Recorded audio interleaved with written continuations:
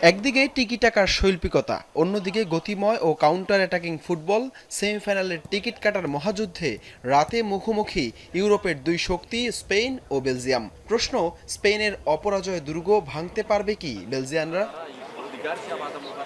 একের পর এক জয়ে স্প্যানিশ আর্মাডারা বর্তমানে রয়েছে দারুণ ছন্দে। নিজেদের ফুটবল ইতিহাসের দীর্ঘতম ৩৫ ম্যাচে অপরাজিত থাকার রেকর্ড স্পর্শ করেছে লারোহা। এবারের বিশ্বকাপে রক্ষণভাগে তারা গড়েছে অনন্য এক প্রাচীর। টানা ৬টি ক্লিনশিট, ৬০৯ মিনিট কোনো গোল হজম না করার বিশ্ব রেকর্ড যখন উনাই সিমনের দখলে, তখন স্পেনের জাল খুঁজে পাওয়া যে কোনো স্ট্রাইকারের জন্যই এখন সবচেয়ে বড় চ্যালেঞ্জ।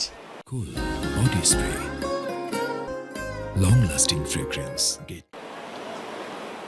অপরদিকে গোল্ডেন জেনারেশন পরবর্তী ট্রানজিশন পিরিয়ডে থাকলেও বেলজিয়াম এখনও যে কোনো বড় দলের জন্য আতঙ্ক। বিশেষ করে তাদের আক্রমণ ভাগের ক্ষিপ্রতা এবং দ্রুত কাউন্টার অ্যাটাক করার ক্ষমতা প্রতিপক্ষের ডিফেন্সকে সবসময় চাপে রাখতে পারে। তবে এখন পর্যন্ত কোনো দল স্পেনের প্রাচীর ভাঙতে না পারা সবচেয়ে বড় দুশ্চিন্তার কারণ হবে বেলজিয়ানদের জন্য।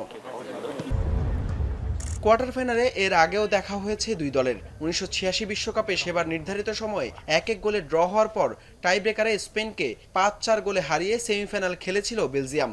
যদিও এর পরের ১৯৯০ বিশ্বকাপে গ্রুপ পর্বে বেলজিয়ানদের ২-১ গোলে হারিয়েছিল স্প্যানিশরা। এরপর ৩৬ বছর বিশ্বমঞ্চে আর মুখোমুখি হয়নি দুই দল।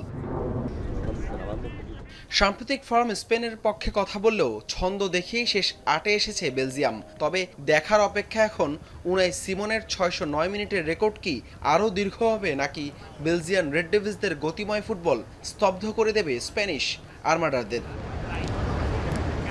হাসান আল মারুফ, যমুনা স্পোর্টস।